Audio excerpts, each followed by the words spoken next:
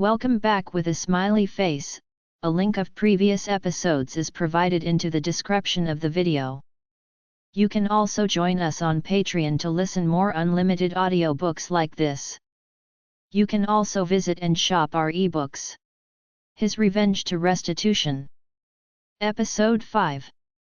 Chapter 30-36. Azalea. I sat in my office, impatiently thrumming my finger on my desk. Azran sat in a chair by the door while I pretended to read some paperwork from the inn. I could tell I was annoying him slightly because he was scowling every time I glanced up. Anxious? He asked after I peeked another glance at him. No, I lied. A knock on the door saved me from any interrogation. Come in. I called. Austin opened the door, holding a small box in his hands. He had a skeptical look on his face. The thing you requested, Luna, he said carefully. Thanks, Austin, I said. He brought it to the desk and set it down in front of me. He turned to leave but paused. He looked back at me. Are you sure? He asked. I nodded my head. I have a hunch, I said. Just be careful. We didn't find anything useful, he said. At his words, Azran sat up a bit straighter. Austin left the office, shutting the door quietly behind him. I wanted to grab the box and look at its contents immediately, but I needed to have patience. Azran watched me closely from across the room as I went back to staring at the paperwork before me. I turned to my computer and mindlessly scrolled through my emails, waiting for my moment. Azran's phone rang, and he pulled it from his pocket to answer. I waited patiently for the conversation to go where I thought it would. With a sigh, he stood up and said, Luna, I need to step into the hall to deal with a personal matter. Of course, I said. Take your time. I won't move an inch. I tried not to smile too convincingly, but I was jumping up and down on the inside. I enlisted Azran's mate for some help to get me just a few minutes alone. Vlad had given me a passcode that unlocked his phone and would give me all his communication with Warwick. He seemed kind of guilty when he was writing the information down, so I guessed that he had not originally given it to Liam or any of the guards when he was taken to the prison. I also knew that they hadn't found anything useful, which may have been the only reason I could get my hands on it without Liam being told. Azran stepped out of the office, and I counted to 10 before snatching the box. I quickly pulled out the phone and turned it on. Luckily, it was charged. I pulled out the instructions from my pocket and got to work unlocking the phone. Azran's mate told me he could keep Azran busy for 10, maybe 15, minutes, and I didn't have much time. I got in and started scanning through the messages. I needed a clue. I wanted something that could help me figure out Warwick's motives or explain his movements. There had to be something more than a race war in all of this. My stomach sank as I combed through all the messages. Poor Vlad. He had argued with Warwick more frequently in the beginning, trying to resist by the looks of it. There were less in more recent communications but still moments when he was trying to reason his way out of what he was asked to do. Nothing in the messages revealed anything about Warwick, and they almost seemed like they didn't come directly from him. I looked at the time, realizing it had already been 12 minutes. I pulled out my own phone and saved the number into it before shutting Vlad's phone off. I quickly stashed it back in the box and pretended to be working again. Azran came into the room only a few seconds later. I smiled at him and said, "Everything all right?" He nodded. "Nothing important." He scanned the room, looking for any signs of change. I rolled my eyes. "You wolves take this safety thing to a whole new level," I teased. "I did lose you once," he said in a low voice. "I would prefer it not happen again." "I would as well," but that was quite different, don't you think? I reasoned. He just nodded and sat down in his chair once again. Maddox, our first lead, has been a bust. We had been around this city and to the outskirts of the nearest pack over the last couple of days but picked up nothing. There hasn't even been a tiny hint of vampire. Langston and I sat in a diner waiting for our dinner. I cracked my neck and massaged my shoulders, trying to work out the soreness from all the traveling. "How are you doing?" Langston asked. "All right," I said. "I missed Missy terribly and still haven't been able to call her." Langston thought it best to keep communication limited just in case we got spotted. With no evidence of vampires anywhere near here, I hoped it would be okay later. "Missing your mate?" he asked. I nodded slowly. "Yeah," I sighed. "Well, I can't say it gets better with time," he said, stretching his arms and leaning back in his chair. "But you get a bit more accustomed to the feeling." "Does the ache go away?" I asked. He gave me a commiserate half-smile. "I am afraid not. It might get worse," he said. "Depends on the strength of the bond. For instance, Liam spirals pretty quickly when he isn't around Azalea." "Yeah," I agreed. "It feels like my chest is empty like Missy usually fills it up, and that is just sucked away." Langston pointed to the center of his abdomen. "I feel it right here. It's like this steady, unrelenting, achy pressure when I am away from Emma. I used to cope much better with the feeling, but I think old age is catching up to me." "You are much older than most alphas. Don't alphas usually retire in their 40s?" I asked. "Yes, usually in the 40s or early 50s, depending on when they found their mates. But Emma can't have children, and I have yet to find someone in my pack that I think would make a good replacement. Although, my beta's nephew seems to be a pretty capable kid." "Then train him to replace you," I said. "If he seems the most capable, it's an easy solution." The waitress came over and delivered our plates. Langston started eating, chewing thoughtfully before answering. "While I believe he is capable, I am not sure he possesses enough confidence to lead. He is a fine warrior and smart as a whip, but he's quiet and unsure of himself," Langston explained. "Maybe that isn't the worst thing," I suggested. "I mean, just because you are an alpha doesn't mean you are always right. Sure, you probably have plenty of information, training, and maybe even experience to base your decisions on, but that doesn't mean they are good." "Do you have an example?" Langston asked with a glint in his eye. I tried to think about a situation that showed what I meant. I cringed when I realized what I could relate it to. "The first vampire war," I said very quietly. Langston nodded. "Go on," he said. I took a deep breath before continuing. "Liam's grandfather intentionally hurt members of his own pack all to win a war. One that I would like to add has resulted in another conflict for his descendants. Above all, he was tasked with protecting his pack and making decisions in their best interest, but what he did couldn't be reasoned as that. Were they effective? Probably because we won. Did the means justify the ends? I don't think so." Langston quietly chewed his food, giving me a speculative look. I took a few bites of my own sandwich and waited for him to say something. "What?" I finally asked. "What if the ends could justify the means?"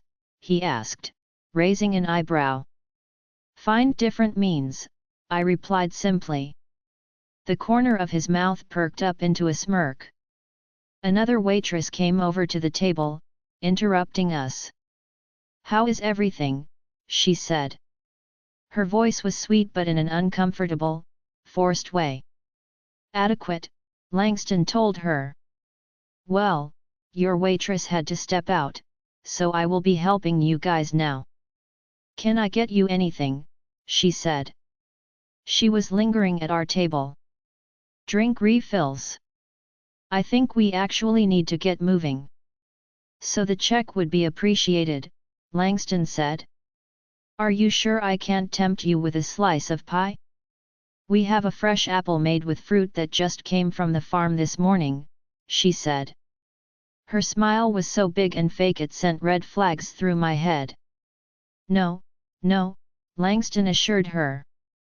Her eyes wandered to me, and I gave her a tight smile. We have to be somewhere. Just the check. All right, she said. I'll be back. She walked away from us slowly, almost like she was lingering. We both ate in silence until she was turned around at the order station. That's not normal, I whispered, keeping my face calm. No, it isn't. We are going to leave and split up. I want you to hide and follow after the car. See if anyone follows, he said in a barely audible voice. His lips barely moved as he spoke. I finished up my food quickly, not sure if this was about to lead us somewhere dangerous. All right, I said. Do you think she is a vampire? She doesn't smell irregular. Not sure. We don't know how Warwick is spying on anyone at the moment, he said. He shoved the last bites of food in his mouth and plastered a warm smile on his face as he looked over my shoulder. I guess you boys won't be needing any boxes to go, she set the bill down on the table. Just let me know when you guys are ready. Already gotcha, Langston said, barely glancing at the bill. He handed her a few bills. Keep the change. Her smile faltered for a second, but she recovered. He stood, and I followed suit. Well, I hope you guys have a good night, she said, waving to us. We both moved around the tables and headed toward the door. The bell jingled over our heads as we stepped out of the restaurant. Langston turned and stuck out his hand. Play along, he said. He moved his mouth silently like he was pretending to speak. I grabbed his hand and acted like we were good friends, shaking his back. I'll be right behind you, I told him. We will leave town once we know we aren't being followed. If we are, we need to move to a residential area and blend. I nodded, pulling my hand away to wave. I turned and headed away from Langston, who went toward our car. I pulled out the phone Liam had given me before we left and toggled the location tracker on. Langston told me we only needed to do this when we were worried about our safety. I walked down a block, quickly turned down another road, and started to loop back toward the diner. Langston would linger in the car for only a few minutes before he pulled out, so I had to move quickly. Once I could hide amongst the shadows of the buildings, I ran back to the diner. Langston was pulling out of the parking lot. I waited out of sight by the building next door. Then a car without pulled from the back of the building with no headlights on and followed him out. I whispered. How could we have been found out already? I thought we blended well. I sent Langston a text on his new phone with our code word for a tail and started heading in the direction he went, trying to stay out of the car's sight. They weren't too bright for trying to tail him because they were more conspicuous driving around without headlights on than anything else. I smiled when I realized what direction Langston was slowly headed in. It wasn't easy to follow him on foot while staying out of sight. I couldn't have done it if I were human. A few turns later, Langston was driving right past this little city's 24-hour donut and coffee shop where we had noticed plenty of law enforcement in the evening hours. I ducked down another road and headed away from them. Looking back over my shoulder, it was only a matter of 30 seconds before red and blue lights were flashing. Langston successfully got the tail pulled over by the police. I sped up to a run, putting distance between them and me. Langston caught up to me about 2 miles away. He pulled up next to me and threw the door open. "Get in," he said. I quickly ducked into the car, and he sped off. "Let's get out of here for now. We can call Liam in the morning," Langston said. He kept checking the rearview mirror. I sighed. So far, this hadn't been too bad, but it had just become so much more real. I silently prayed to the moon goddess to let me find Warwick and get back to my mate in one piece. Chapter 31. Liam. The early morning light invaded our room through the partially open curtains. I laid in bed with Azalea sleeping on my chest. I played with her soft hair as I watched her chest rise and fall. I didn't sleep well, but I still didn't want to wake Azalea. Her alarm would go off in the next hour to start her day getting the kids ready for school and taking care of Azalea. I tried to just enjoy the peace of the moment with my mate. The stress of current events weighed on me, but there were too many lives on the line for me to falter. I had to find and kill Warwick before he got to us. Yesterday, an alpha of a small pack called to tell me that they caught and killed a vampire near their borders. They think he was scouting the pack to attack later. The thing I couldn't get off my mind was that this pack was far away from the direction Maddox and Langston headed. It didn't make any sense. Azalea rolled over, leaving my chest and facing the other direction. I extended my arm as she moved, so she was still lying on it. I rolled myself over to spoon her petite frame. I loved the way her body just curled right into mine. We laid there for a few minutes, peacefully cuddling until Lily scared me by linking. "Liam, you better tell him no," she said rather loudly. "Lily? Tell who no?" I replied. Then there was pounding on the bedroom door. "Liam!" Damian called from the other side. Azalea stirred, waking up. "Is that Damian?" she said sleepily as he continued to pound on the door. I groaned. "Liam, let's go!" Damian shouted. "Liam, you better not go train with him." Lily linked me. "What is going on? Why is Damian here so early?" Azalea asked, trying to sit up now. I flopped onto my back and ran my hands over my face. Azalea clicked her tongue as she climbed out of bed and hurried over to our door. I watched from the bed as she opened it.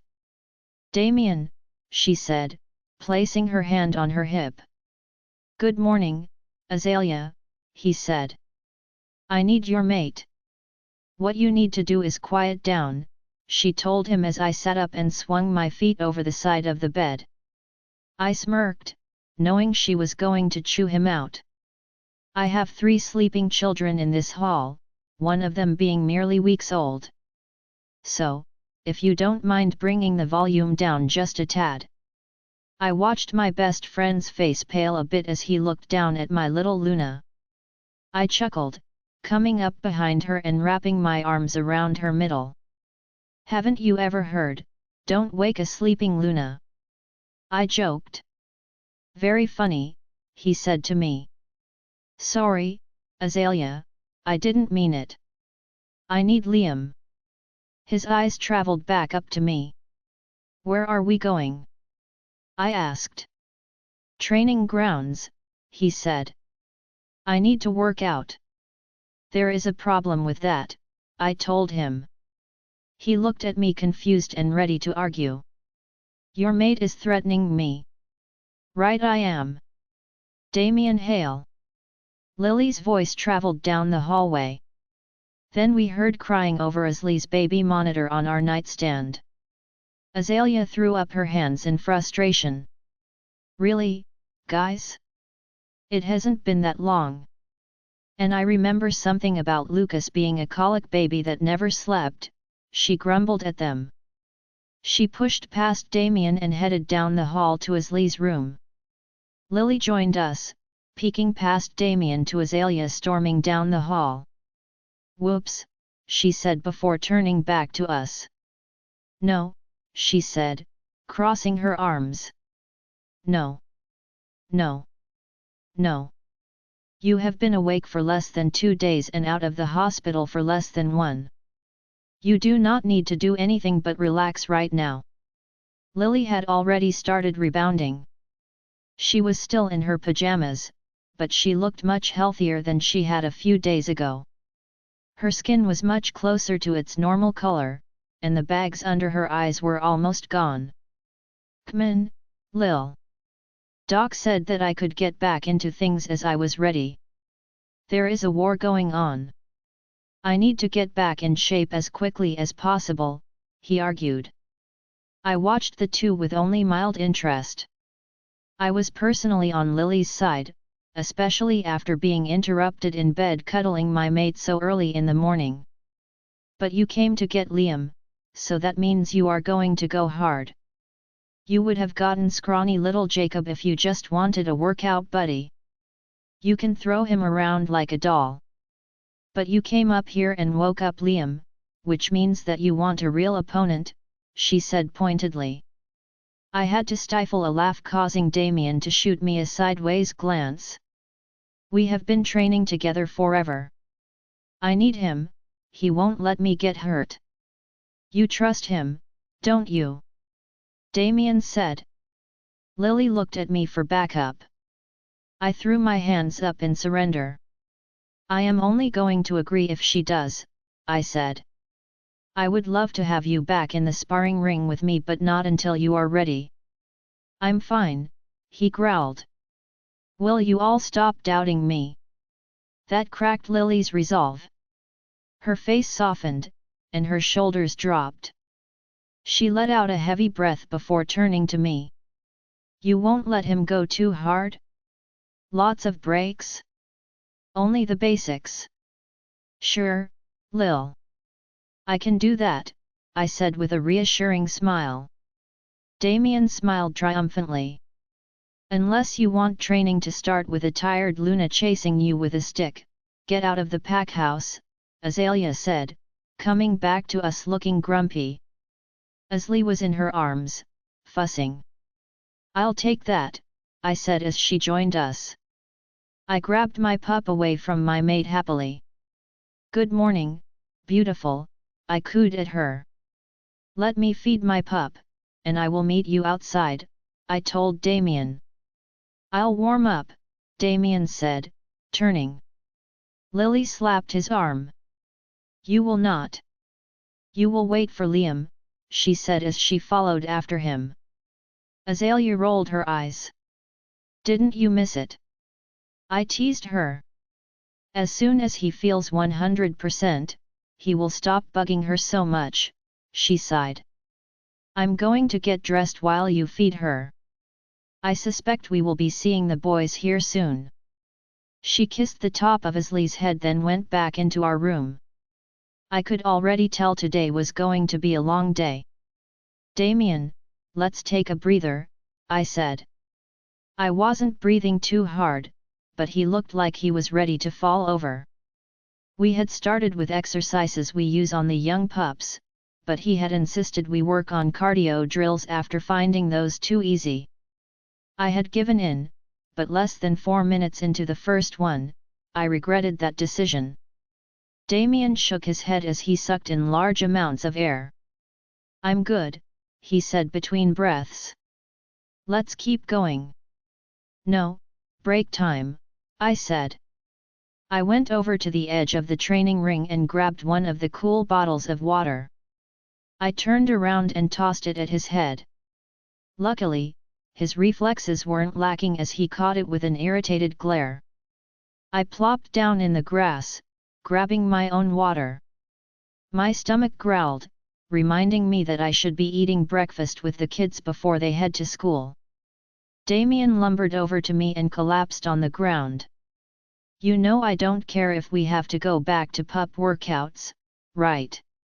I said, a little irritated. He knew Lily would have my head if he pushed himself too hard. "I'll be okay," he huffed. I eyed him skeptically as he chugged his water. "You would tell me if something was wrong after everything, right?" I asked. We have been best friends for over 20 years now, Liam, Damian deadpanned. Don't you trust me? I trust you implicitly, I told him. But I also know you will do anything for this pack, including getting bitten by a vampire. Plus, you don't like to lose when it comes to anything physical. Damian finished his bottle of water and crushed the plastic in his hand. Kman, break's over, he said, getting off the ground.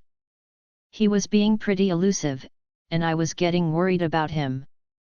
It made me think there was something he wasn't telling the rest of us that could be a side effect of the vampire venom. Why don't we just shift and go for a run? I asked him, getting to my feet.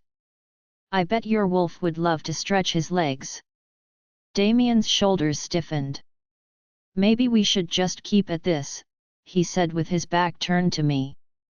Gavin could use the exercise too, I said. I can barely get out lately. I'm either in my office or down here. Plus, the morning group won't be long, and we'll have a crowd. He stammered. Guess. Let's go. He headed toward the treeline, his posture rigid. When we got to the trees, I started pulling my clothes off and tossing them in a pile. Damian did the same, just much more slowly. I was soon sprouting fur and landing on all fours. I turned around and looked at Damian, standing still with his fists clenched at his side. Damian. I linked, not being able to speak now. He didn't respond. I watched as his fists gripped tighter and muscles flexed under his skin like he was straining himself. My stomach turned, could he not shift? Damian let out a pained yell and hunched over. His body slowly shifted to his wolf. It was long, and I could hear every cracking bone. When he was finally done, he stood there panting for a second. Damian. I tried. He didn't answer. Cage. I tried. His head snapped to mine. He let out a low growl. Without warning, he turned and took off into the trees. I ran after him. Was Cage in control? Why couldn't Damian talk to me? Cage was running fast but not as fast as he used to run. I continued to speak to Cage, but he either couldn't hear me or ignored me. Gavin wanted to give it a try as well, which proved to be just as fruitless. I let Cage run for a bit, trying to see where he would go. He didn't seem to be headed anywhere specific, just running. After about 20 minutes, he showed no signs of stopping, and I was reaching the end of my leash. I sped up, catching him quickly. I came up beside him, hitting him with my weight to get him to recognize me. Cage snapped at me before trying to run faster. I easily kept up with his pace, coming up on his other side to hit him again. He snarled and snapped his jaws, warning me. I was his alpha, though, and he would not disrespect me. Finally, I launched myself at him, tackling him to the ground. Our wolves rolled around, fighting each other for dominance. Had Damian been in normal health, this would have been a real struggle, but because he was recovering from his coma state, I took control easily. I stood over Cage, my paws in his chest. Submit. I bellowed through my mind with as much alpha tone as I could. Cage froze under me, no longer fighting to get away.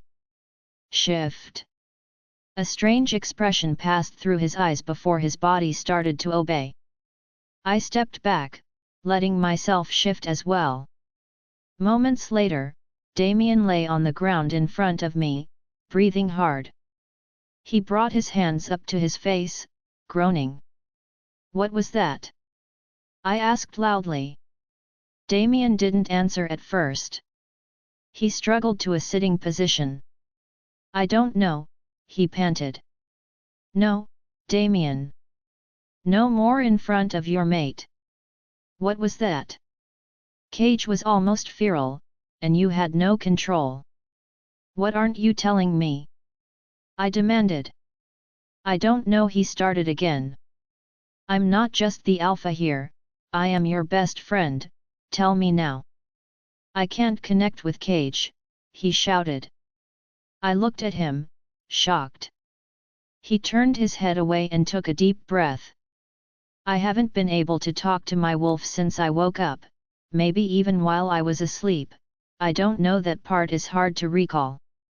I wasn't even sure I could shift, I was afraid he was gone. Why didn't you say anything? I asked. That is important to know, Damian. He gritted his teeth. I don't need your pity, and I don't need Lily to worry more. I put her through enough. You shifted and had zero control. What were you going to do? Test that theory by yourself? What if Cage took you away from the pack, or he hurt someone? I questioned. I don't know, okay, he yelled. I don't know. I was going to figure it out. I wasn't going to let Cage hurt someone, and I wasn't going to let you or this pack down. Damian, could you hear me at all? Could you see where Cage was going or what he was doing? Damian was quiet. He looked down at the ground before he shook his head. I threw my arms in the air in frustration. I said under my breath. Liam, I need you, Azalea's voice pushed through my mind. What's wrong? I quickly asked. Luna Jess Allen just called. Please, come back to the pack house quickly, she said. Stand up, I said in a level voice. We need to get back to the pack house now. He stood. I don't know that I should shift. Wasn't an option. We are running on 2 legs, I said. Let's go. Chapter 32. Azalea. I bounced Azalea in my arms, smiling at her sweet face. Even though I was aware baby smiles were involuntary at this age, she always seemed to smile when she looked at us. I slowly moved around her room, cooing and talking to her. Are you ready for a nap? Is this tiny belly all full now? She yawned as if she knew what I was saying, scrunching her little eyes closed. I kissed her forehead and started softly rocking her as I watched her tiny lashes flutter closed. The moon goddess had really blessed us because Azalea was an angel of a baby. Once she was dozing peacefully, I laid her in her crib and grabbed the baby monitor.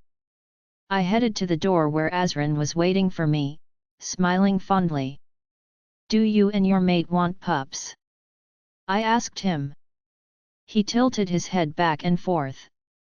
There have been a few conversations, he admitted.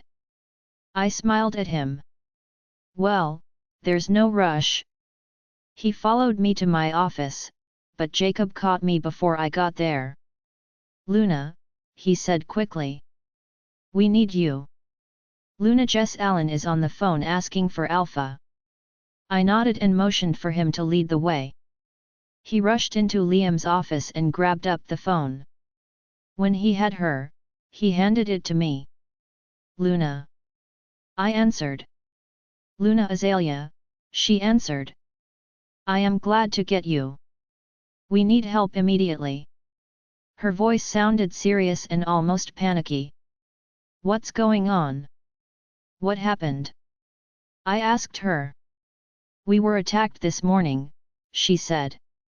Vampires at our border. There were only a few, but I think they were sent to scout. I am worried more will come soon. How many? I asked her. Did anyone get hurt? Only 3. And luckily no one was hurt or bitten.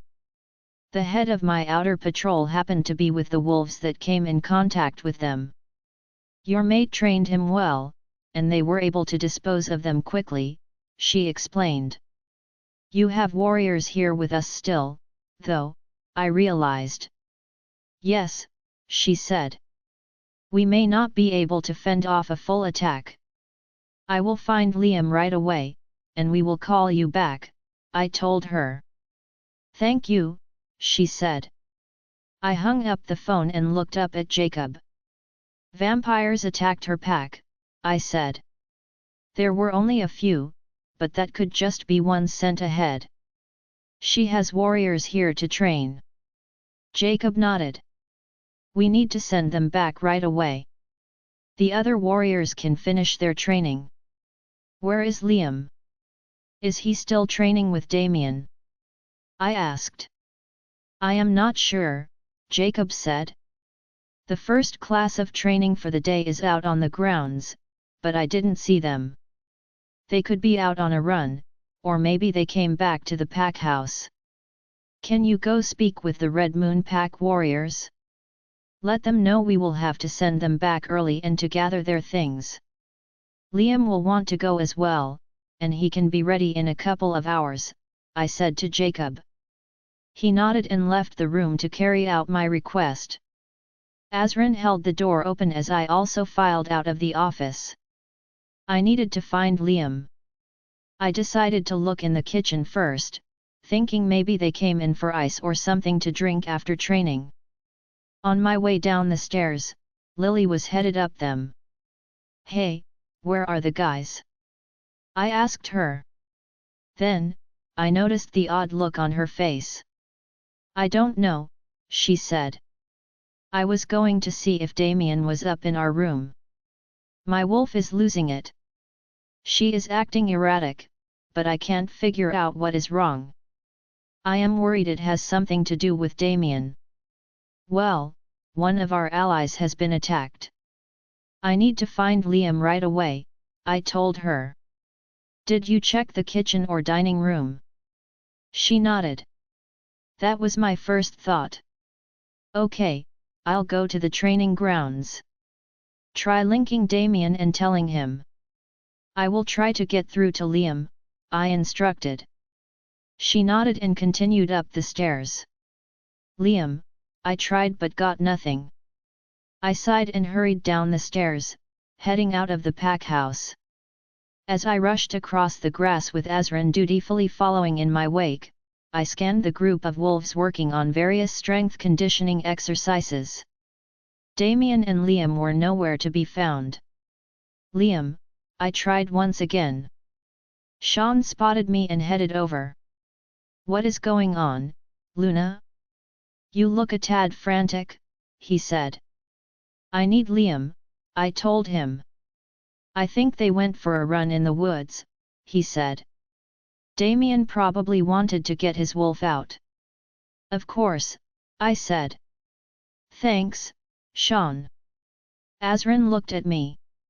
We can send someone to look for them if he is not answering your link, he suggested. No, just give it a minute. I am sure Liam will realize, I said. Why don't we go to the patio and wait, Azrin said, eyeing the training group carefully. What are you worried about? I asked. We had one ally attack you once, he said quietly as he pushed me toward the pack house. Let's not assume that this will not be a distraction to come for you again. I sighed heavily. I could not wait for this conflict to be over. The constant threat looming over our heads was making everything even more stressful. Liam, I need you. When Liam and Damian finally emerged from the woods, they were covered in sweat and filth. Damian looked like he was ready to fall over. I wasn't sure I had ever seen him so out of shape and out of breath. I jogged toward them across the pack house lawn. Azrin, help Damian upstairs, please, Liam called as we approached. Azrin hurried over to him, letting Damian put his arm over his shoulder and lean his weight on him. I got to Liam and watched Azrin half drag Damian back to the pack house. I thought you said you wouldn't overdo it. Something happened, he said. Well, it appears today is the day for that. Red Moon Pack was attacked. Jess Allen called. She believes the couple of vampires they stopped were just the beginning, I told him. He said, I need more time. We are only maybe halfway through training all these packs. Let's get you inside and cleaned up, I said. We can talk before you call her back. Liam nodded, and we took off across the grass. I have Jacob rounding up all their warriors to send back. I told her we would call her soon. Good, he said. I should get showered and ready to leave. I need to help. This is the first time they have been bold enough to attempt to attack one of our allies directly. We made it into the pack house and up the stairs before seeing Azran again. I left Beta with his mate, he informed us. Liam nodded. Azran, I need a word with my mate. Would you please wait down in my office for us? And call my father. Ask him to come as soon as he can. I need a word with him as well. Azran quickly headed to carry out Liam's orders, and we continued to our bedroom. When I closed the door, I asked the question that was burning my mind. What happened with Damian? Liam was pulling his clothes off and shoving them in the hamper. I honestly don't know, but it has to be a side effect of the bite. My stomach dropped. Side effect? I thought he was okay. Liam stopped undressing when he got to his underwear and came over to me. Hey, he said. I don't want you to blame yourself, okay?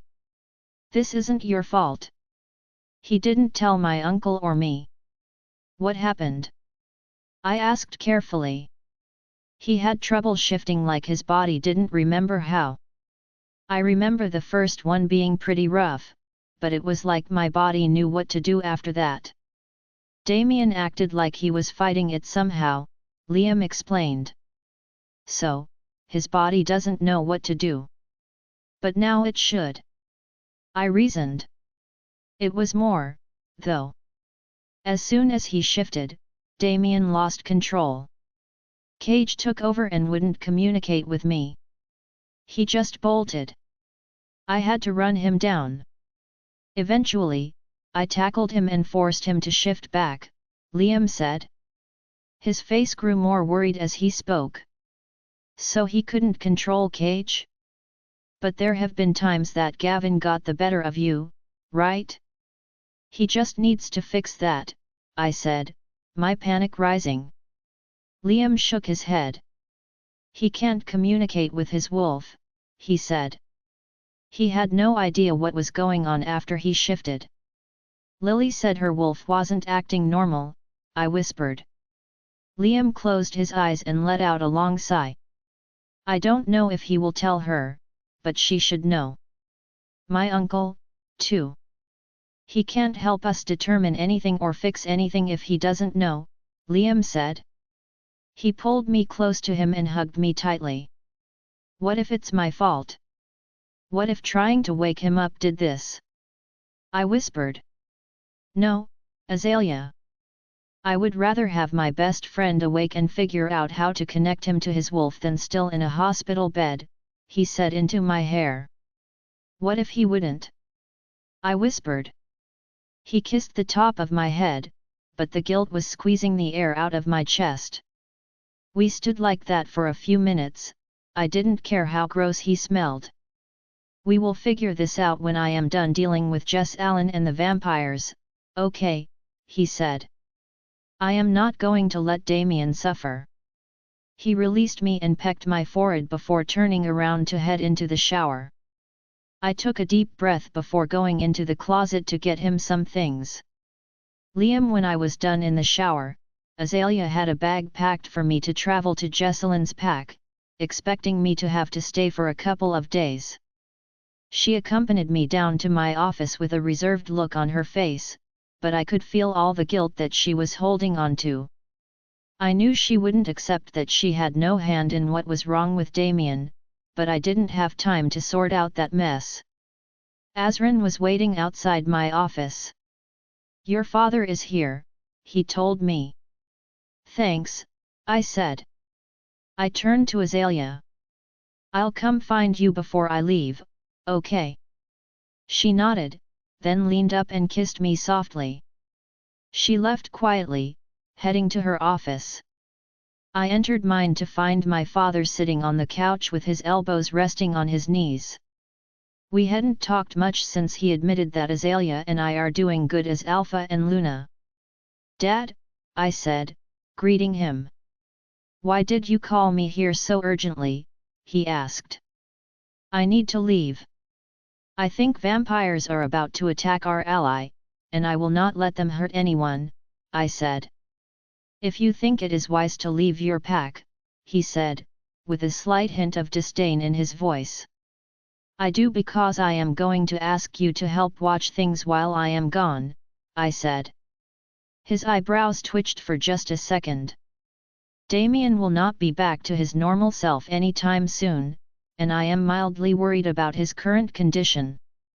I cannot take Azalea with me. I need you to help keep an eye on things and help her in my absence." "You want me to step in as Alpha?" he asked incredulously. "No," I said. "I want you to watch over things and be there to help if needed.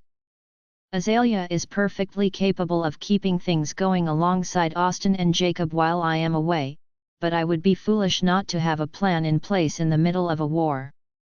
I know that whatever reservation that may linger about Azalea, you wouldn't let anything happen to this pack. There is a possibility that this is a distraction to pull me away and attack in my absence, but I know the pack will be safe." My father nodded his head, not looking away. "Fine," he said. "I will keep an eye on things." He stood up and moved to leave the room. "Thanks," I said.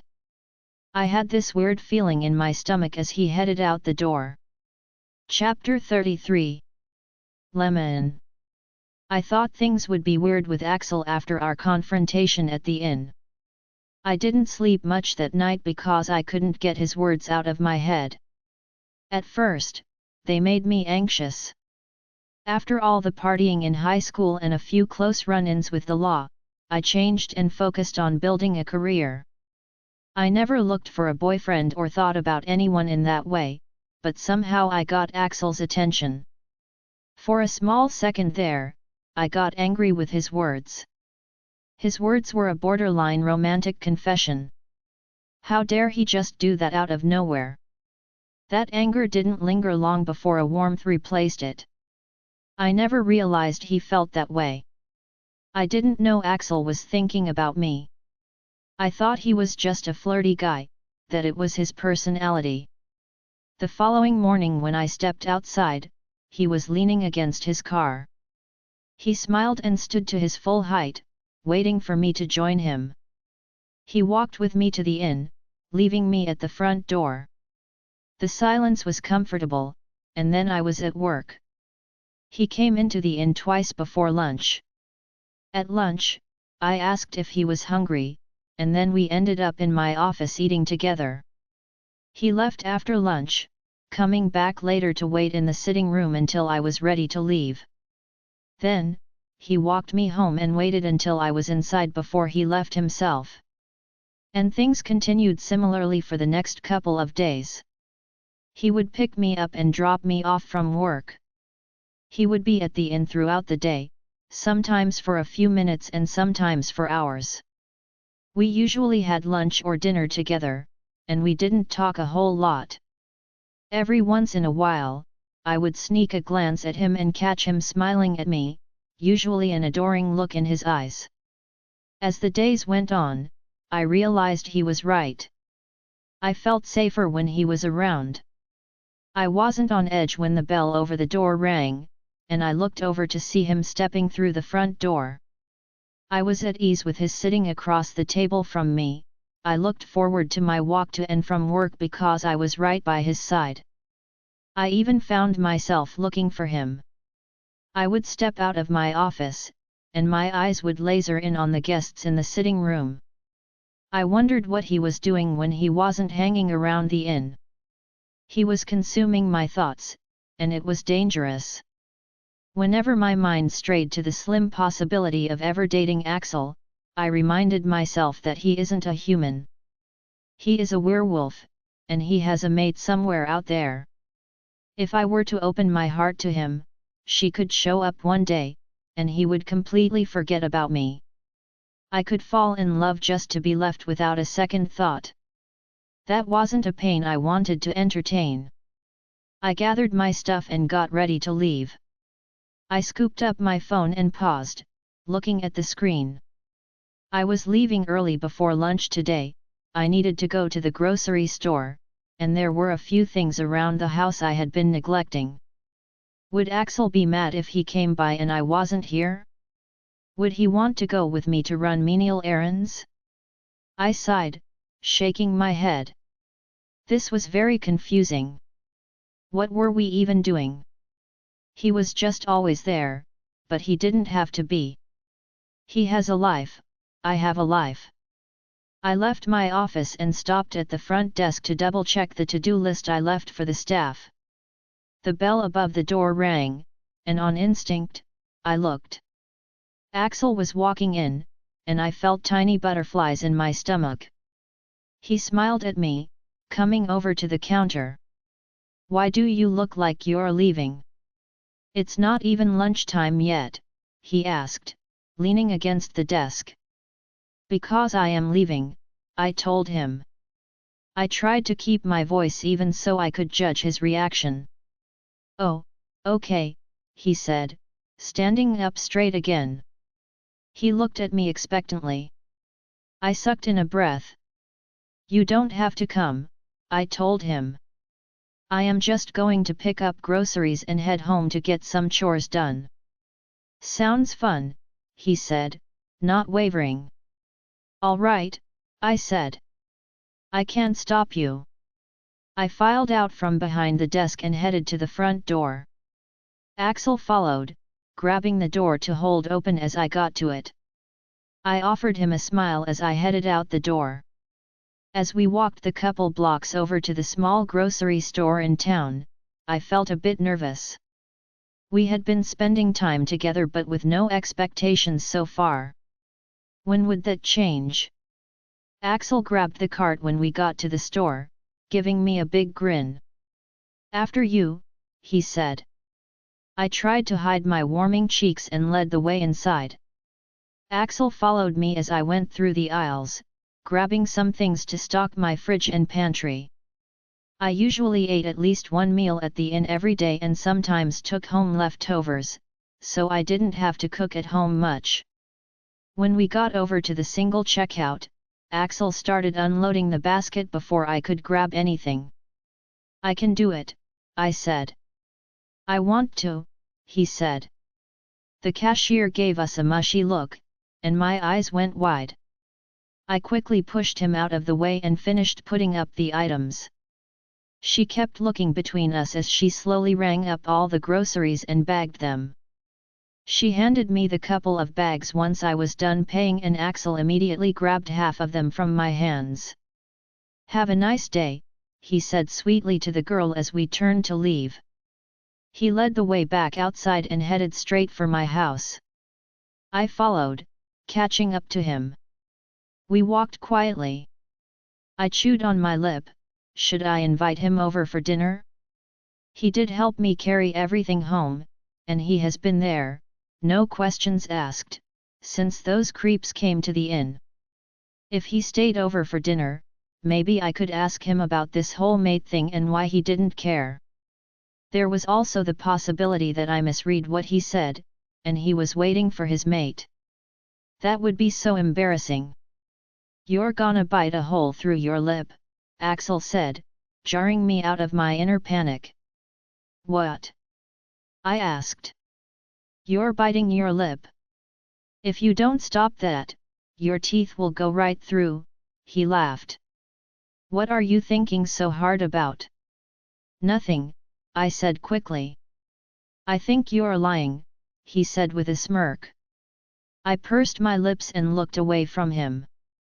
I guess I could never know what was going on in his head if I didn't talk to him. "Axel?" I asked softly. "Yeah, Lemon," he responded. We were only a couple of houses away from mine now.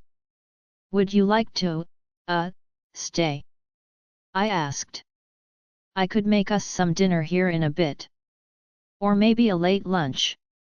Yes, he said almost before I could finish speaking. When I looked back at him, he gave me the biggest smile. When we got inside the house, Axel took the bags to the kitchen and unloaded everything onto the counter. I grabbed the groceries and put them away. We made quick work of the couple of bags. Would you like something to drink? I asked. I'm all right, he said. I can start cooking something, I said. You can make yourself at home. He moved over to the small dining table I had off to the side of my kitchen and sat down. I busied myself in the fridge, looking for something to cook.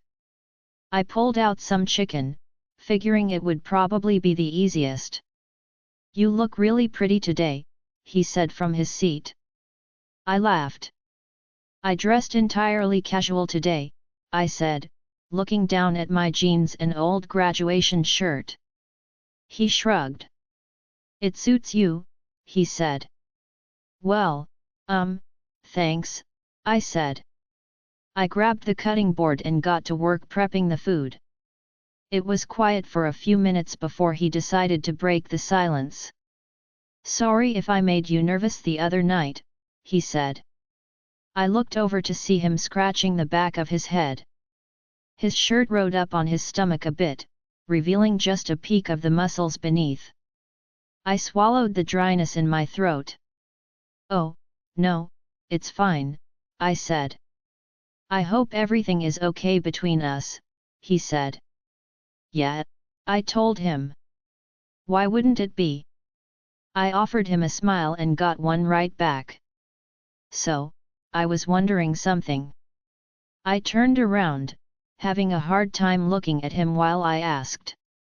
Sure, what's up, he said. Well, I started. This was harder to say out loud than I imagined. I was just wondering about your mate. My voice trailed off with the last word. Oh, he said, letting out a breath. Well, I never found her. I'm 25 now. I waited 8 years now, and she still hasn't come along. I guess I gave up on waiting. But, your mate is like your true love, right? I asked. That's what they say. When I look at people like Liam and Azalea, I get it. But then I look at others, and I am not sure, he said. I bit my lip. It felt like I was digging my own grave at this point. What if you do find her? I asked. I snuck a glance at him, and he had a thoughtful look on his face. I'm not sure, he said. But I don't think it's fair for me to patiently wait my whole life for someone who may never come along. What do you mean? I asked, confused now. I know that Azalea told you the basics, but not all wolves actually find their fated mates. We are taught to believe that everyone has a mate, and when we find them, we form a bond without even trying. But some wolves never find their mates. Some go their whole lives waiting alone. We are pack creatures, we need companionship, he explained. So you don't think you'll find her? I asked. He shrugged his shoulders. I could, but it's not promised that I will. And I am not going to wait to live my life for a possibility that might not happen. That sounds a bit jaded, I commented. You have a built-in mechanism to tell you who is your perfect match supposedly, but you just don't care. Axel sighed. I do care. I would like to find my mate. Have you ever waited for someone for 8 years? It's a long time. I have never waited for anyone, I admitted. I wasn't exactly the best girlfriend to the few guys I dated back in high school. Exactly. So I am going to choose to live my life. If I find someone I want to be with, I will be with them, he said. But what about them? What if you fall in love with someone our way and then your mate comes along? I stopped cooking now, turning my full attention to him. Is that what this is really about? He asked with the shadow of a smile on his mouth. He stood from his chair and walked towards me. He stopped mere inches from me, so close I could feel his breath fanning my face. Are you worried about a hypothetical girl or a real one falling in love with me? I don't know, I said, looking away from him. His finger came under my chin, and he pushed it, so I was looking at him again. If I choose to open my heart to someone other than my mate, I wouldn't let anyone else come through and stop me. If I did find my mate, I would probably reject them. Reject? I asked, furrowing my eyebrows. Lee hadn't mentioned that. It means she wouldn't be my mate. I would be free of them, he explained gently. The slight smell of smoke wafted through the air, catching my attention. I jumped as Axel released his hold on my chin and stepped back. No, no, no, I said quickly, trying to flip the chicken in the pan that was beginning to burn. Lily. Damian was worrying me. He spent a lot of time in the shower while I waited on our bed. My wolf was calmer now, but she couldn't tell me what was wrong. I picked at our bedspread while I waited for Damian to finish. Finally, I heard the water stop. A few minutes later, Damian emerged from the bathroom wearing just a pair of shorts. He looked tired, and I couldn't tell what he was feeling. What happened during training? I asked. He sighed. Can we talk about this later? He asked. No, we can't, I said. Azran had to help you up the stairs, and Liam had a look. What happened? He slumped down on the bed next to me and leaned forward, resting his arms on his legs. I am just way more out of shape than I thought. I went too hard. It will be fine, he said. You're lying, I said, shooting to my feet. Goddess Damian, tell me what is going on? I couldn't even link you. Lily, please, calm down, he begged, looking up at me. Not until you tell me whatever you are hiding from me. I shouted.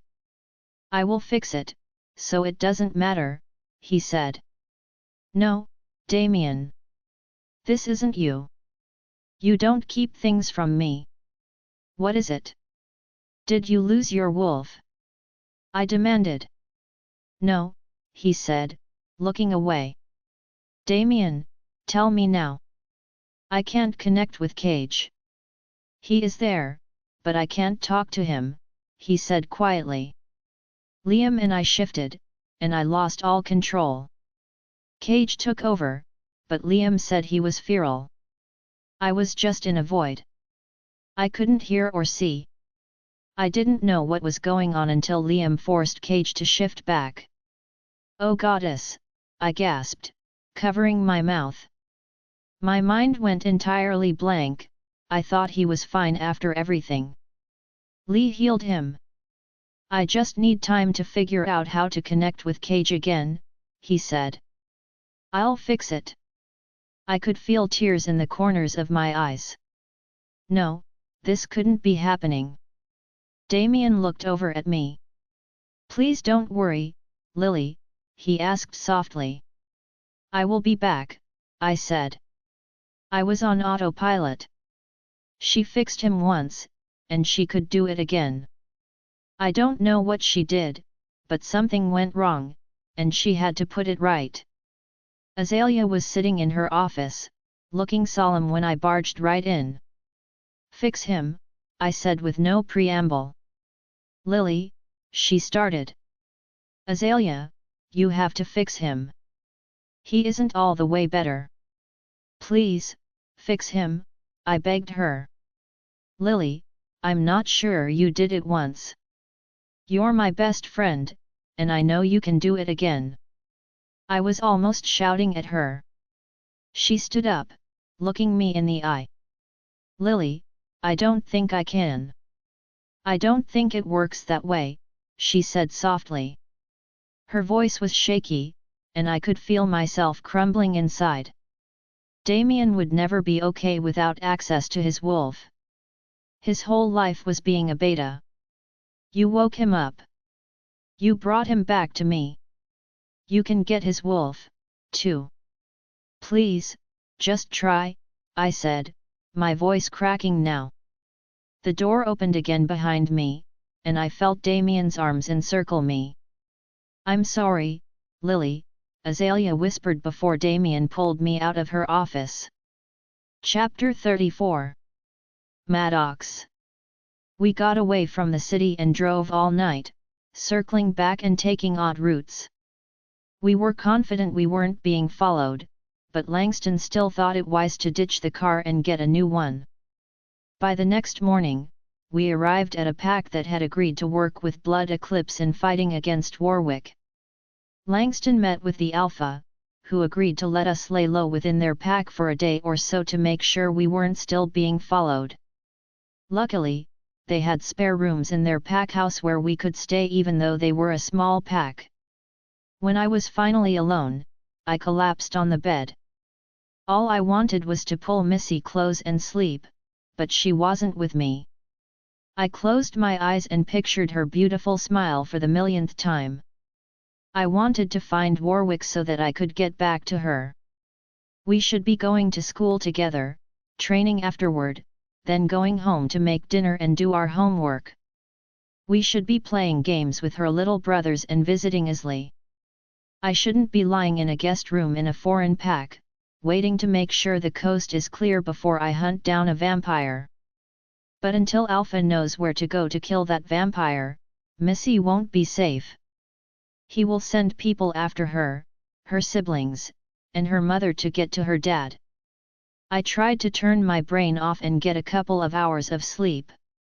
We would need to check in with Alpha soon to let him know what was happening. I was hoping to get a hold of Missy too.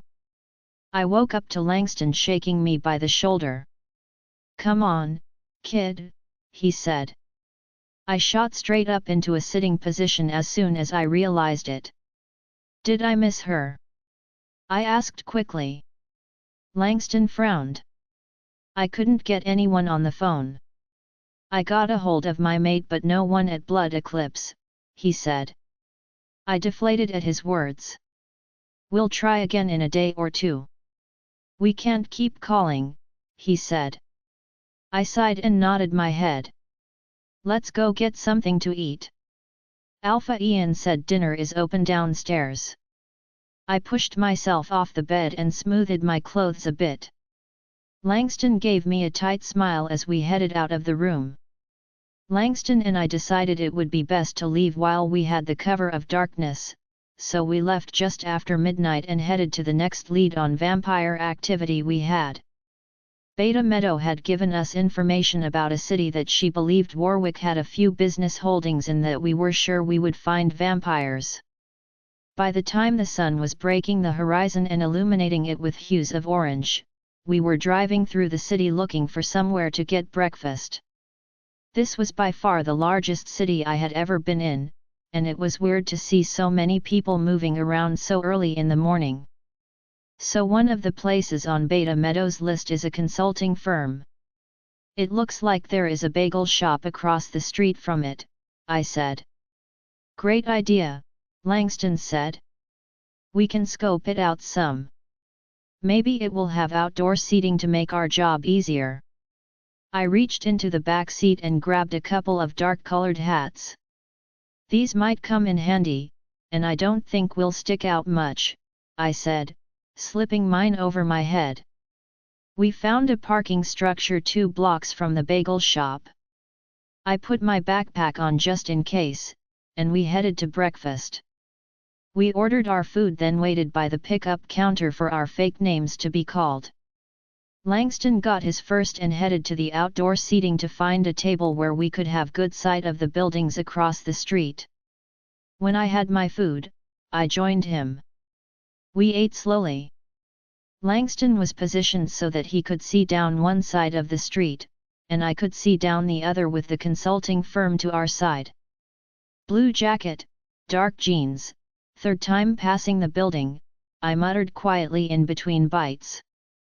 If we spoke low enough, we didn't have to be worried about being overheard. The wind is blowing towards them, he said. Can't catch a scent. Me either, I agreed. Woman hailing a cab, he commented. She went in the building as we arrived. What do you think this consulting firm does? I asked. Looks pretty ambiguous, he said. I casually glanced at the building across the busying street. It had simple grey stone. There were window sections with stone panels in between that stretched across the length of the front. All the windows had a film on them, reflecting the outside rather than allowing passerby to see inside. It was maybe 5 stories high.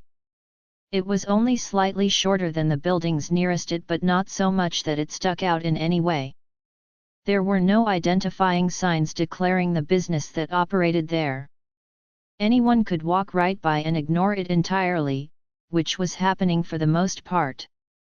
It was challenging to catch the outliers, but they were there. Langston stood and went back inside to get more coffee while I stayed at the table. I watched the people milling along, trying to find those unlike the rest. When Langston came back, the same lady that had gotten into the cab maybe 10 minutes ago was climbing out of a different one. I watched from the corner of my eye as she exited the cab and went straight for the front doors of the building. Same girl, he whispered. I just nodded slightly. Let's wrap up and get away from here for a bit. We'll come back and check it out. I stood up from my chair, grabbing both of our trash. As I turned to leave, I met a pair of eager-looking eyes. The guy stood as I turned, his eyes quickly moving from mine. I subtly drew in a deep breath. It was there. Vampire. Thanks for breakfast, old-timer, I said over my shoulder. Let's catch up again sometime. I hoped Langston got my hint as I quickened my pace to the trash can, deposited our waste, and headed away from the bagel shop. I fished my headphones out of my pocket, making a show of pushing them into my ears as I walked. I didn't turn any music on, though. I listened closely to the kid following behind me. He had to be around my age, or at least appeared to be. He was not very good at blending in, though, because I could hear him walking into people, probably too focused on watching me and not his surroundings. I remembered a bookstore we passed down the street, so I continued past the parking garage and made my way there. My phone vibrated with a message. AL apricots will be ready for pickup tonight. He was being followed by a vampire as well.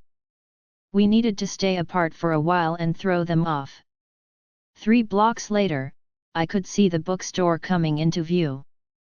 The kid following me was getting closer and closer the longer we walked. I waited for my moment. As soon as he knocked into someone else, I stopped, kneeling to pretend to tie my shoe. He tripped right over me, clearly not paying attention. He fell on the ground in front of me. Oh man, my bad, I said loudly. I shot up and reached out a hand to him, making sure to keep my hat tilted down just enough to cover the majority of my face. Let me help you. He slapped my hand away as he scrambled to his feet. I threw my hands up in surrender. It was an accident. Just needed to tie my shoe, I said loudly. People were turning their heads as they walked by. He looked around before shaking his head and dashing away. I shrugged my shoulders, keeping up the act before continuing to the bookstore. I spent all day pretending to run mindless errands and not notice the vampire following me. I took my time at dinner, eating as slowly as possible so I could get to meeting back up with Langston to rid ourselves of these guys. When I had finally waited long enough, I called a cab and headed to the meet-up spot Langston and I had already designated. The cab driver seemed a bit put off at my request to be dropped at this random crossroad at the city's outskirts but didn't ask too many questions. When the cab dropped me off, I tipped him well and waved as he drove away. I waited until he was out of sight to head into the wooded area next to me. I knew my tail would find a way to follow me, so I didn't bother being quiet or fast. We were going to get rid of them. When I was in the approximate area where I was supposed to meet Langston, I found a fallen tree and dropped my bag next to it. I sat down and waited for my tail or partner to show up. I waited maybe 10 minutes before I heard the audible crunch of footsteps. They were followed by a sound akin to a hiss, then more muffled steps. My tail had arrived. Tom paced in my head, ready for some action. I tried to remind him to have patience. The vampire scent stopped growing stronger when he was maybe 15 feet away, hiding within the brush. I stood up and started to stretch out my limbs. I rolled my neck, letting it crack all the way around. Langston was taking too long. I decided just to take care of my tail. If you know who I am, or at least what I am, then you know I can smell you, I said in a level voice. A twig snapped in the vampire's direction. I let out my claws, not thinking I would need to completely shift to take care of this one. Come on, I said. Don't be scared. It will only hurt for a second. There was movement in the trees, a struggle it sounded like, followed by heavy steps. Langston emerged, dragging my tail by his neck. That one is mine, I said, irritated. Langston tossed him toward me. Did you bother to ask him anything before you decided to invite him to death? He asked. Well, not yet, I said. Who sent you? Langston asked the vampire. He looked between us, worry clouding his eyes. I don't know his name, he answered nervously. Wrong answer, I said. I leapt at him, but the kid was quicker. He launched himself into the air, jumping higher than I thought possible. He landed on his feet, stumbling slightly before regaining his balance. Before I could attack again, another vampire joined us. Langston scoffed. That took long enough. Dirty mutts, the second vampire spat. Filthy leeches, I countered.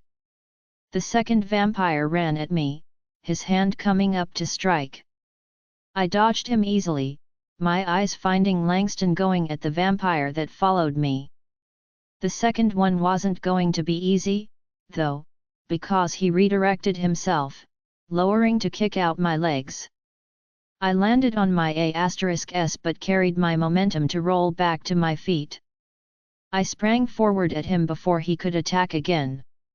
He began to duck away from me, but my claws caught his chest, tearing at the cold skin. He let out a low growl as he grabbed hold of my arm, pulling me back. He spun, pulling me with him and releasing me so that I stumbled forward. As I caught my balance and stood again, I felt a knee drive right into the center of my back. Let me out! Tom roared. Give me another minute. I can catch him. I yelled back. I had too much training not to at least try to use it. I pretended to be struggling to get up as the vampire circled around toward my head. He grabbed me by the hair, and I let him drag me to my feet. Before he could do anything else, I grasped my right hand over his, pinning it to my head. I drove my heels into the ground, exploding into a standing position as I struck out at the vampire with my left hand. I found his eye easily, plunging my thumb through it deeply with my outstretched claws. His grasp on my hair involuntarily released as he tried desperately to pull my hand away, his screams echoing off of the trees surrounding us. Ripping his hand from my head with my own, I used my occupied hand to drive the vampire to his knees by plunging my finger deeper as he continued to shriek in agony. He was begging for mercy now, but my vision was narrowed, my heart pounding so loud I could barely hear his pleas. Reaching down, I batted away the leech's feeble attempts to resist and grabbed the other side of his head. "Langston!" I shouted, turning around. He was struggling with the other vampire, who appeared to be agile but not necessarily great at fighting. "Remove the head," he shouted. Placing my foot on his chest, I pulled sharply in a twisting motion. His head broke free of his body with a deafening crack and sick squelching noise that sprayed me with blood, drenching me in the vampire's stench. Turning my attention to Langston, he finally had the other vampire in his grasp but didn't look like he could stop him. I let myself shift, and Tom sprang to the front, dying to get out. He charged ahead and leapt when he was only a few yards away. His teeth grabbed the vampire's face as he flew by them, taking his head along with him. Langston dropped the vampire's body as Tom turned and gave him a wolfy smile. "All right," he said, nursing his arm. "There was a good gash on it. Shift back and get some clothes." Tom was disappointed in the lack of praise but gave me back control and shifted. I jogged over to my undisturbed backpack and fished out my spare clothes. "That was not easy," I said, pulling on my pants. "No, it wasn't," Langston said, sitting down on the fallen tree. "Want me to take a look at that?" I asked. "No," he said. He had a piece of my tattered shirt in his hand and began wrapping it around his arm. "It's a scratch, not a bite. It'll heal." I stretched my sore back. The vampire hit me hard. "I think I need a few more rounds in the ring with Liam and Felix," I admitted. Langston laughed. "You did well," he said. "Just don't be so next time." I looked out across the little clearing at the two beheaded bodies. As the adrenaline subsided, it hit me, I had just killed 2 vampires. "You okay?" Langston asked with raised eyebrows. My stomach turned, and I felt like my balance shifted slightly.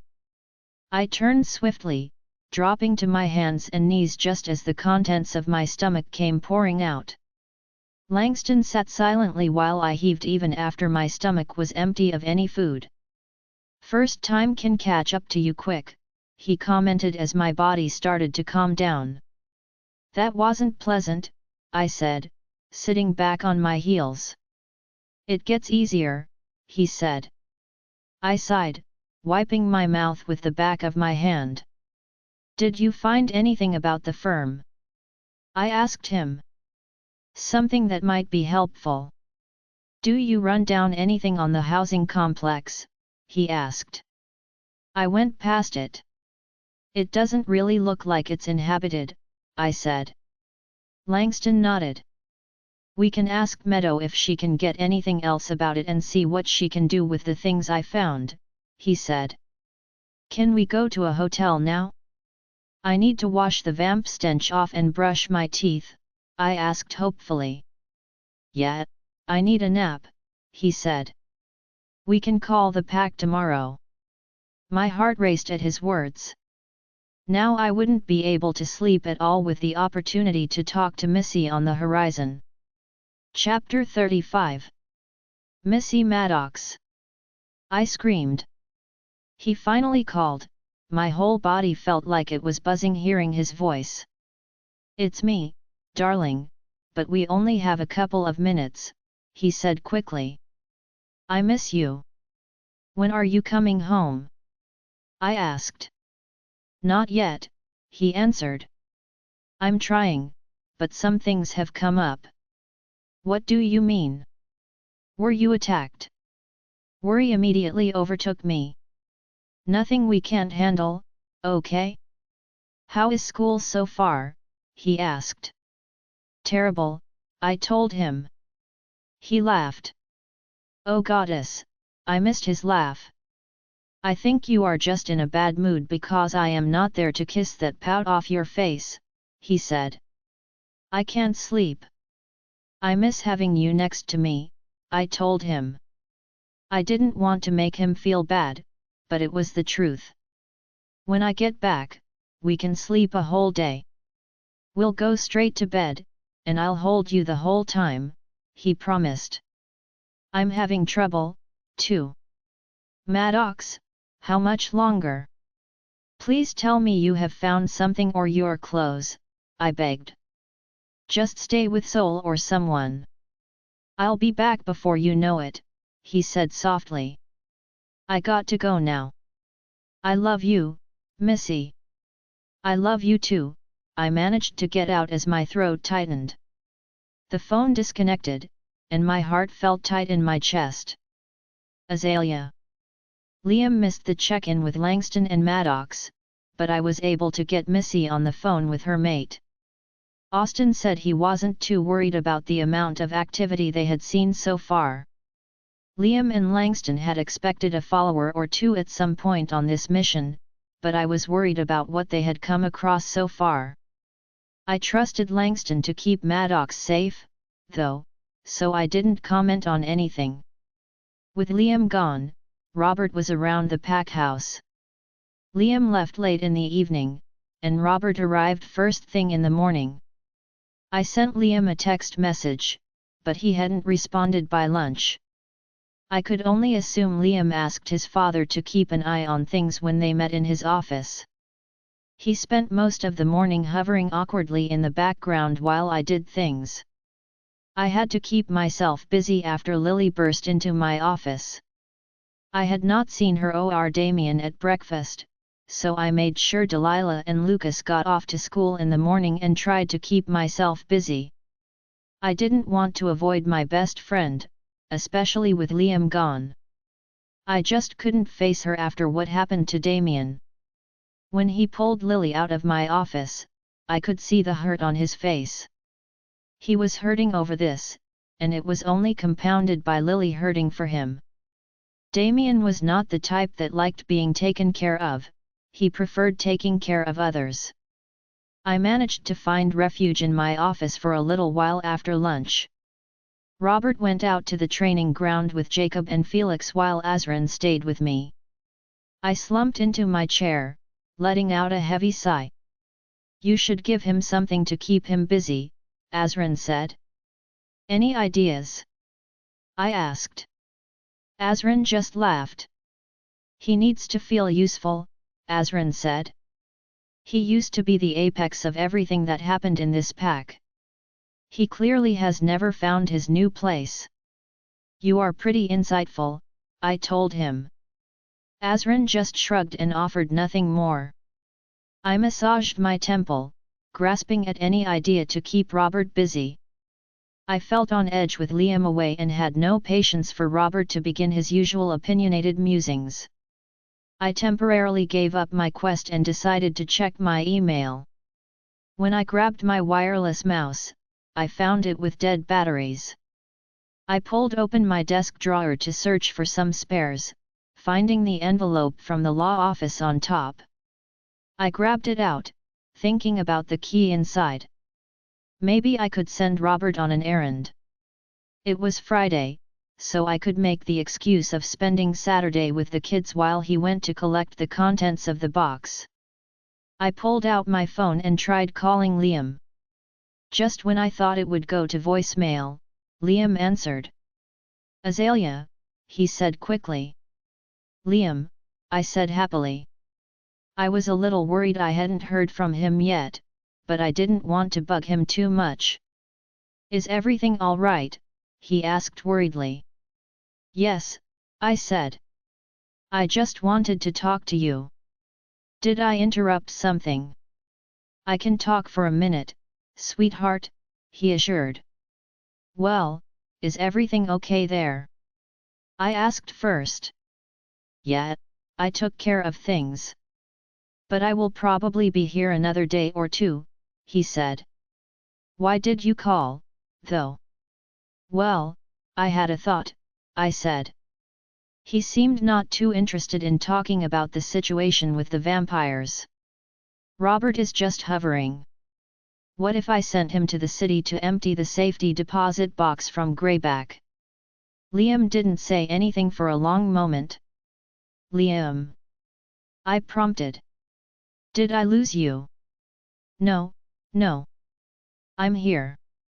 Yet, have my dad take you into the city. I am sure my mom will keep the kids for the day.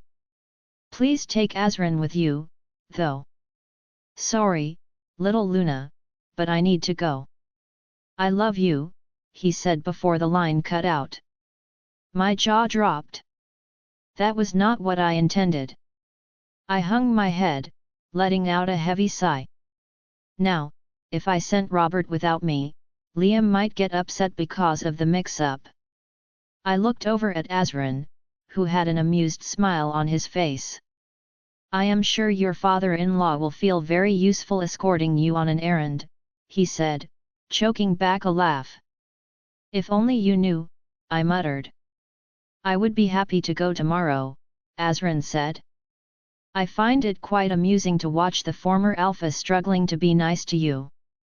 If only you knew the half of it. I said. Lissa came to the pack house for dinner, which seemed as good as time as any to bring up our impending trip. Robert didn't seem too thrilled by the idea, but Lissa thought it was the best idea. So early the next morning, I was dropping the kids off to Lissa and collecting Robert. With the way Lissa was looking at Robert, I was pretty sure she had to threaten him to behave. If only he knew I felt the same way. Azran drove while Robert sat in the front, stoically sulking.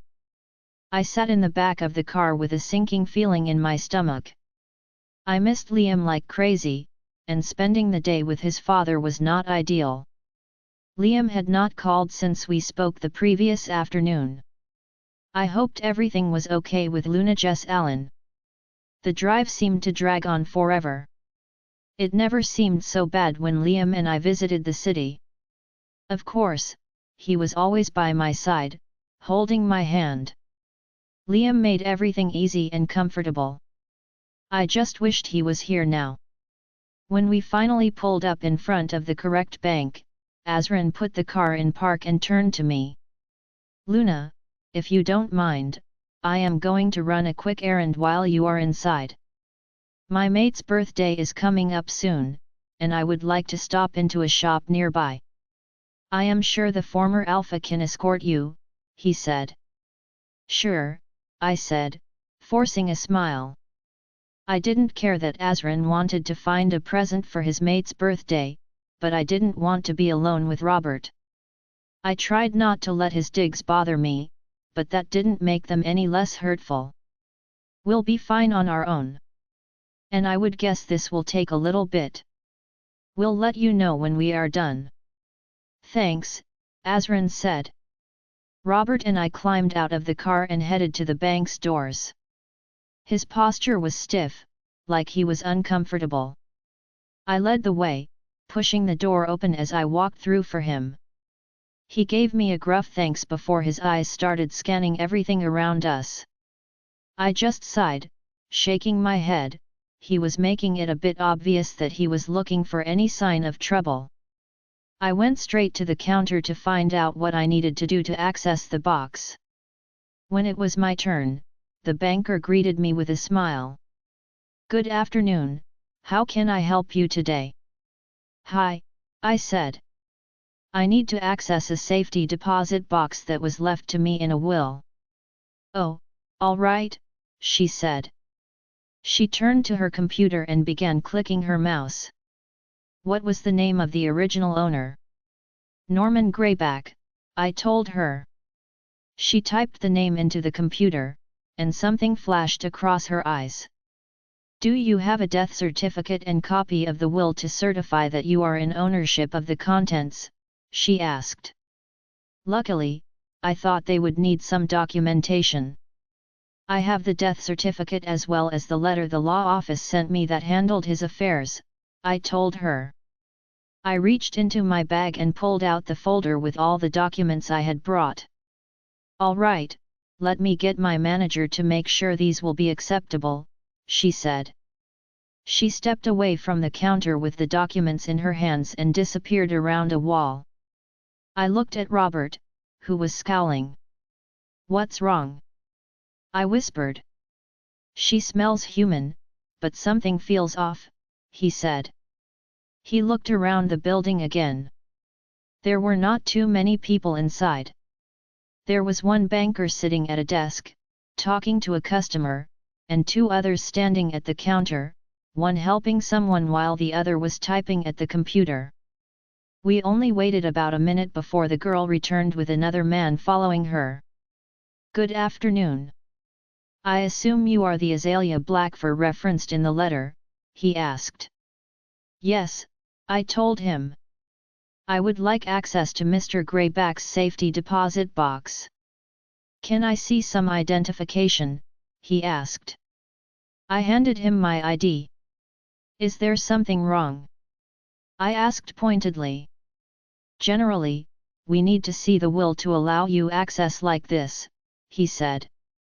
"I tried to phone the legal office that sent this letter to you but got no answer, so I can't verify with them that this letter is real." "The letter has a seal on it," I pointed out. "I also have the key for the box." "Having the key does not necessarily mean you are the rightful owner," respectfully, he said. "Give her access," Robert growled. The man jumped at his tone. She was basically his daughter. "Are you going to continue to make this difficult for her when she is still grieving?" The man looked at the woman helping us initially, who just shook her head. "I'm sure it will be fine this time," he said, pushing my papers and ID back to me. "We just need a few forms filled out to transfer the ownership to you, and we will need to assess the fee. I'll be removing the contents, so I will no longer need the box," I said. "We still need to complete the paperwork before we allow you access," he said. He kept glancing at Robert like he was afraid to get eaten. The woman produced some papers and handed me a pen. There was a lot to fill out and sign. Robert hovered behind me, growing tenser as I tried to complete the paperwork quickly. When I was finally done, I handed them back over. "Please, take a seat, and someone will be with you in a moment," she said. I offered her a tight smile before heading toward the seated waiting area.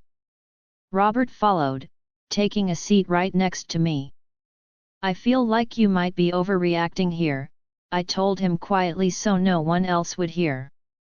"I don't like this," he said. His eyes never stopped scanning the building around us. They were putting up a lot of fight over this box. What could Greyback possibly have in there? I don't know. He never mentioned this to me. People put all sorts of valuables in these boxes, though, I reasoned.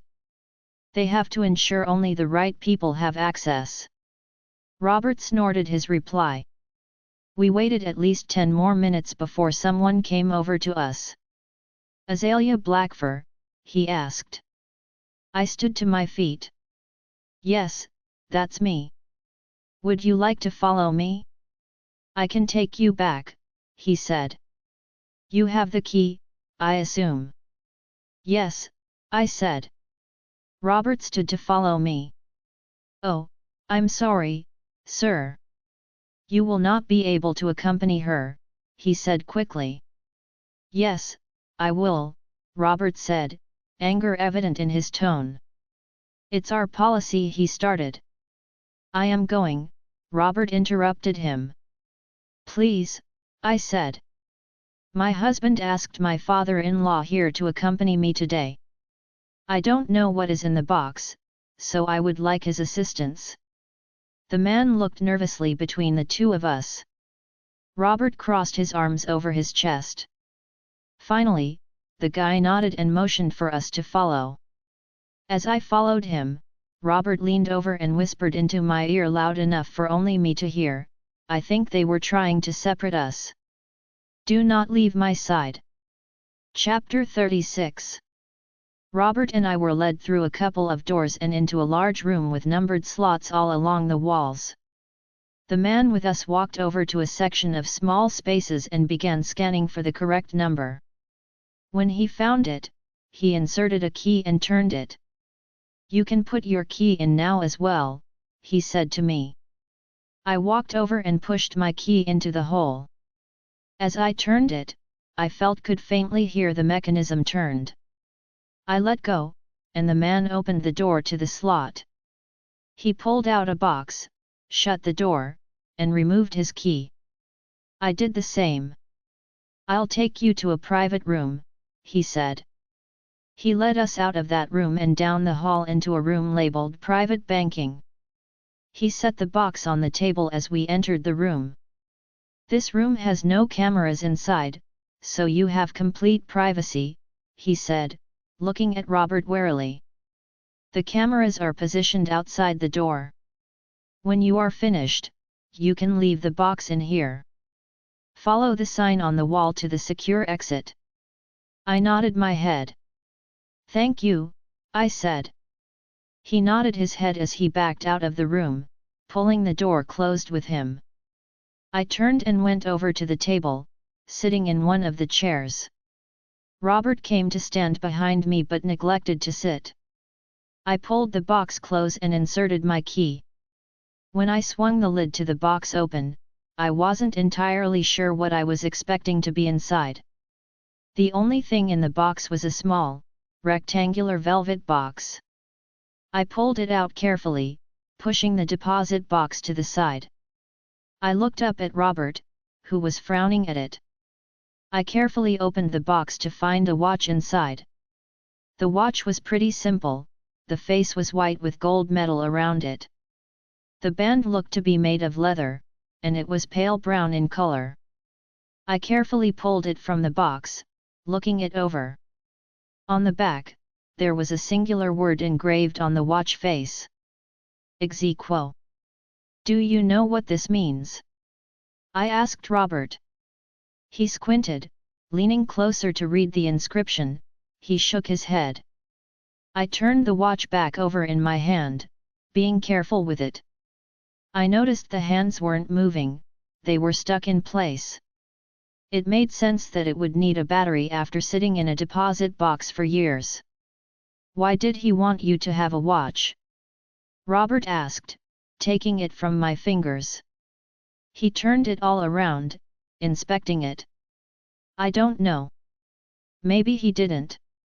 Maybe I am just stuck with this because he knew I would be taking care of all his things after he passed," I said. I grabbed the watch box and turned back to Robert to take the watch from him but stopped when I noticed a small piece of paper sticking out of the velvet seat for the watch. I removed the velvet and found a note underneath. "One must only recite while adorned with the totem to bring those opposed to them to equal standing. Be warned, magic can balance the scales for but a fleeting moment." All I could do was look at the paper, puzzled. "Recite what? Adorned with a totem? Equal standing? Do you have any idea what this means?" I asked Robert behind me. He stopped his inspection of the watch and took the note from me. "This is magic," he said. "It has to be the directions of a witch." "A witch?" I asked incredulously. "No way. There are plenty fake practitioners of magic, but the way this is written gives me the sense that this is real. Witches like to use gilded language like this," he commented. "So, do you know what it means?" I asked, taking the note and the watch back. He dropped his voice down low. "My guess is the watch is the totem referenced. And when you wear it and speak the magic word, it will in some way make you equal to those around you." "What do you mean by making you equal to those around you?" I asked. His face screwed up in thought. "I don't know. Maybe make someone less physically strong? It's magic, so it is hard to know without knowing the witch's intent on the spell itself. It's obvious, though, that it will only last for a short time by the fleeting moment part. My brain couldn't fully wrap itself around this. Why did Mr. Greyback have a magical watch? Why was he hiding it like this? I looked at the watch as I began to wonder if I really knew anything about the old man. I sighed. Let's get out of here. Hopefully, Azran had enough time to run his errand. I want to get back to the kids, I said. I replaced the note and watch into the box like I found it and carefully put it in my bag. I stood and nodded to Robert. He led the way out of the door and down the hallway, following the exit signs. There was no one around that I could tell, and I felt a chill down my spine. Robert paused when we reached the exit door. What? I asked. I can't hear anything beyond the door, he muttered. Well, it's already a quiet place. Banks aren't very loud generally, I said. He shook his head. No, it's still, he said. Let's go quickly. Robert reached back and grabbed my wrist as he wrenched the door open. He stormed forward, pulling me along with him. I stumbled at first, not expecting him to move so fast or grab me, but I quickly recovered and tried to keep up with him. His grip around my wrist tightened. Vampire, he whispered before we turned the corner around, and he stopped. I almost crashed right into him as he dropped my arm and stayed in front of me. His large frame was hiding me from sight. Leaving so soon, someone said. I will give you one chance to leave this building unharmed, Robert growled. I could see his shoulders flexing, he was still in impeccable shape for being a retired alpha. I tried to peek around him to see what was in front of us.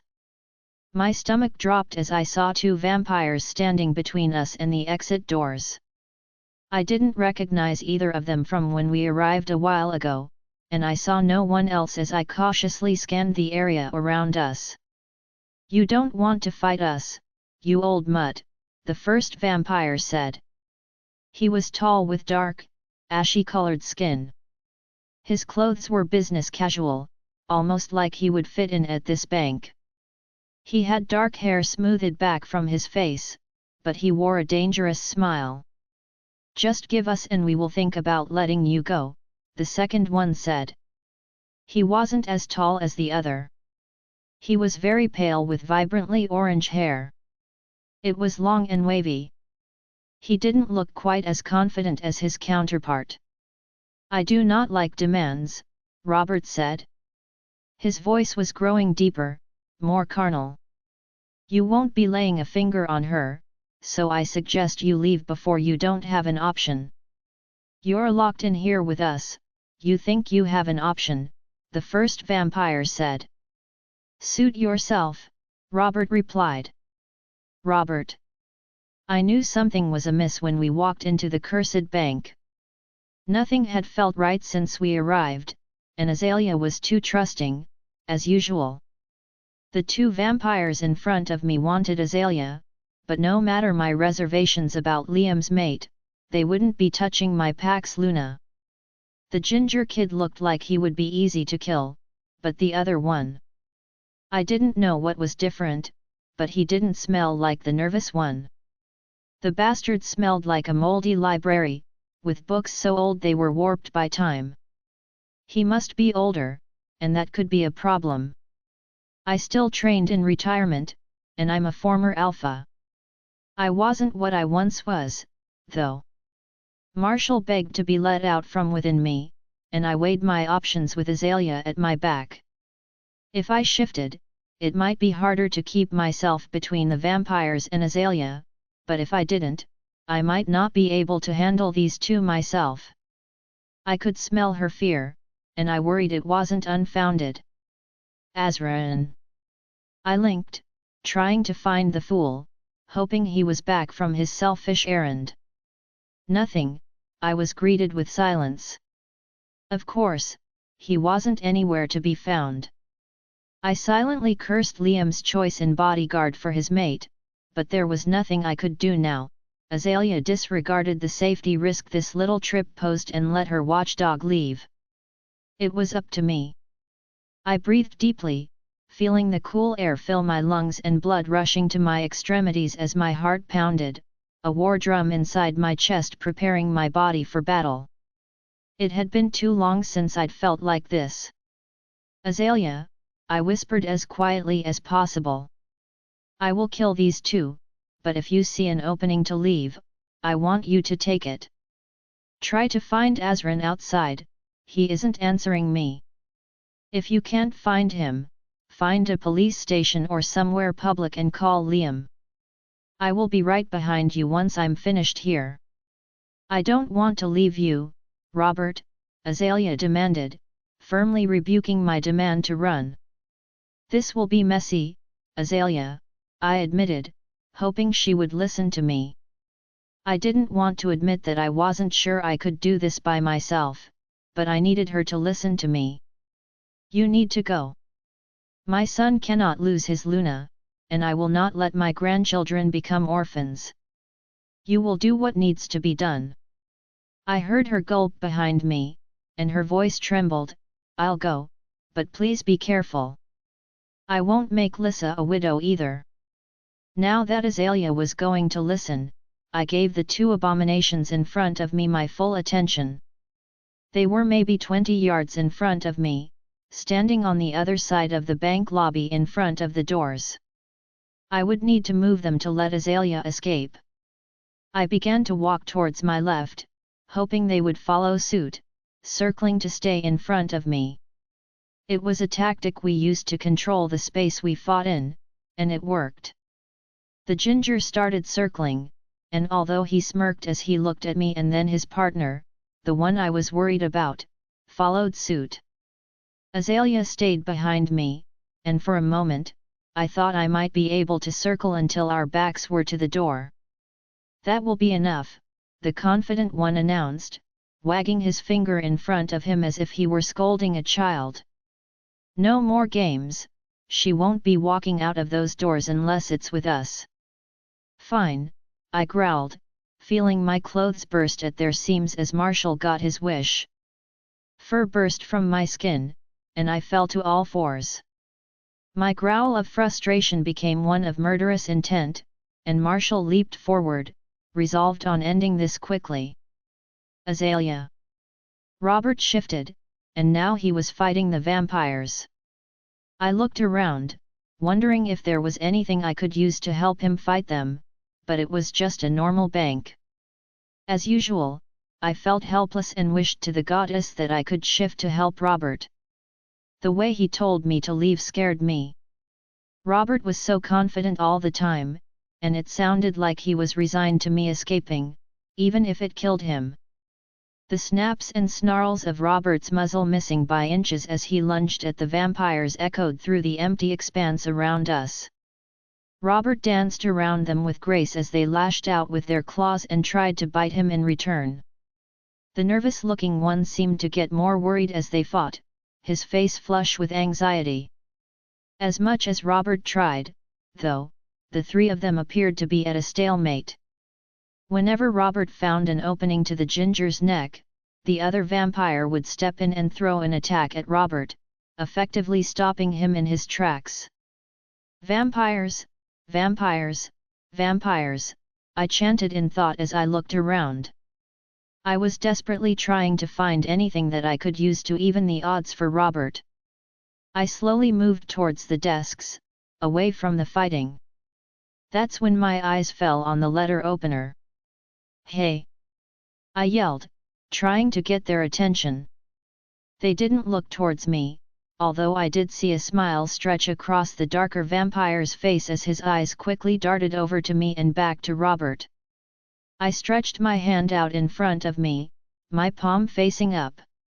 I prayed to the goddess that this would work as I plunged the letter opener into my hand, ripping it across my skin to open it. Blood poured through my fingers and down my wrist as I fell to my knees in pain.